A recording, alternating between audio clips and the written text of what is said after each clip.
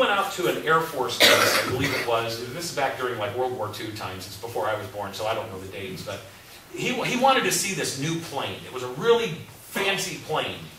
And the general walks him out to where the plane was supposed to be, and the plane was gone. And the general was mad. "Where's my airplane?" President put his hand on his shoulder and said, "Pardon me, son, it's not your airplane, it's my airplane. I'm chief of staff." Okay. It's the same with the apartments. It's not their apartment. It's your apartment. And you've got the right to inspect that apartment. You've got the right to look in the closet to make sure there's not fluorescent lights in the closet and a grow operation where they're growing marijuana in the closet with hydroponics. You're allowed to look. Are you allowed to open their dresser drawers? No, of course not. But you can do reasonable inspections of the property. You have that right. We don't. Here's another example. The police officer arrests somebody, wants to ask them questions about the crime they've committed. They must read them their Miranda rights. Now, for those of you officers that are here from out of state, you may not know this. Miranda is buried in the Mesa Cemetery. He lived here in Mesa. In fact, some of the police officers that preceded me used to walk around. I remember them. They had the little Miranda cards that he had personally autographed. He would sell his signature for like $5. I wouldn't have paid him $5 for it, but some people did. Anyway, buried right here in the Mesa Cemetery. We have to read them the rights. Now, if you suppose one of your residents is up to no good, and you want to ask them questions, do you have to read them their rights? Nope. You don't.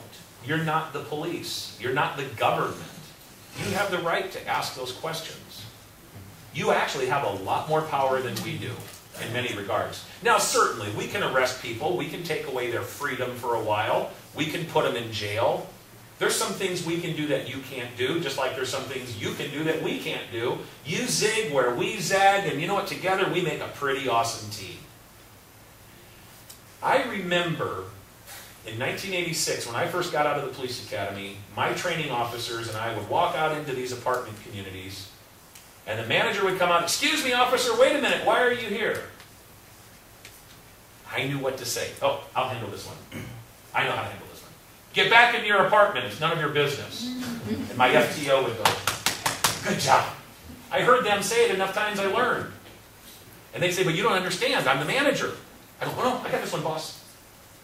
I don't care who you are, get back in your apartment or I'll arrest you for obstructing." "Yeah, good job." Have any of you ever had that happen with a police officer? It's no fun. I'm going to tell you what we had. We had that us versus them mentality that I was talking about when we saw that last video. The police officers were under the impression that the only thing you cared about was they had a paycheck and a pulse. We'll just rent to anybody that comes down the street. We got a problem? No problem. We'll call the police. Let them deal with it. And then we'll rent to another person. And if they're a problem, no problem. We'll call the police. Let them deal with it.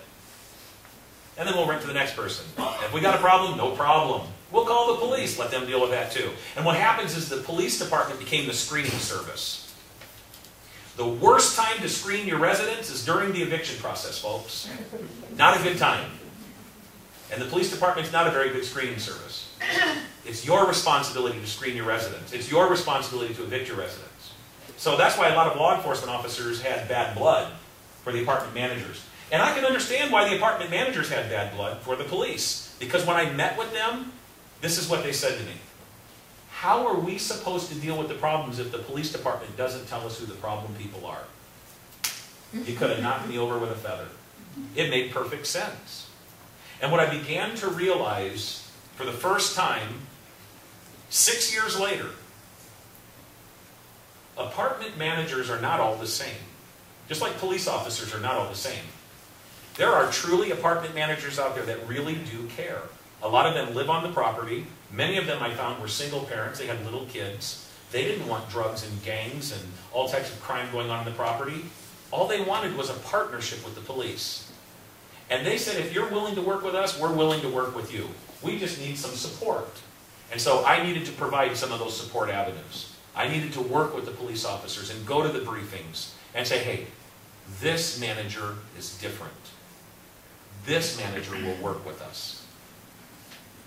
We not only wanted to reduce crime in the rental properties, but we wanted to reduce the fear of crime in the rental communities. There are a lot of people that won't go out at night. They've never been the victim of a crime, but they're afraid to go out at night because they watch the evening news. Or they've heard we've had break-ins in our parking lot. Residents in rental communities these days are part of the problem. They come home at the end of the day, they're tired. They've had a long day. They close the curtains, they turn on the boob tube, they kick back in the lazy boy, and they're lifting weights, 12 ounces at a time. They don't want to be out walking around the property. They don't want to be the eyes and ears of the community. That's your job. We pay you to do that. And when I do safety social events, I try to always remember to tell the residents, you've got to get out and walk. Walk your dog, walk your husband, I don't care, just get out and walk. Because when bad guys see people walking around, the eyes, the ears, observing and reporting, they're going to say, this is not a good place to commit a crime. Let's go to that apartment community down the street where everybody's holed up in their apartment. And we employ strategies to get people outside the box. Amenities like ramadas and barbecue grills and picnic tables and other things we're going to talk about later on today. Ways to get people outside the box so that they can see what's going on around them and report, and bad guys know they're going to be observed. I realized we needed to improve communication and we had to build trust if this program was ever going to work. Throughout the program today, you're going to see a lot of threes. 3 phases to the program, 3 elements to a crime, 3 elements to trust. It's kind of based on that 3-legged stool analogy that you hear about quite frequently. I've developed this program to work in 3s. The first thing I realized apartment managers wanted was increased contact. The officer that stops by and says, hi, I'm Officer Jones. This is my beat. Nice to meet you. Here's my business card. Here's my phone number. If you have a problem, call me. Let me know. They want to see visible improvements from their law enforcement agency. They don't want to hear, it's none of your business, get back in your apartment. Crime-free multi-housing was a huge improvement in law enforcement. For the first couple of years, even law enforcement agencies questioned, why are we getting involved in landlord-tenant stuff? This isn't cop stuff. And people in the landlord-tenant industry kind of looked at us like the camel sticking the nose under the tent. Why are you guys doing this? But in a period of time, people began to realize this is a true partnership, and it's got mutual benefit, and this is really a good program. Visible improvements were things like community action teams, and street crimes units, and bicycle patrols, and police officers on foot. I mean, just running the police agency a little more proactively was a huge visible improvement. Shared information. Excuse me, officer, why are you here? There are some occasions when we cannot tell you why we're there. Let me give you an example. This is a true story. A guy goes to Tempe, meets a girl at one of the bars, takes her back to his apartment. She says, yes. Then she says, no. And he said, too late, you said yes. And he rapes her.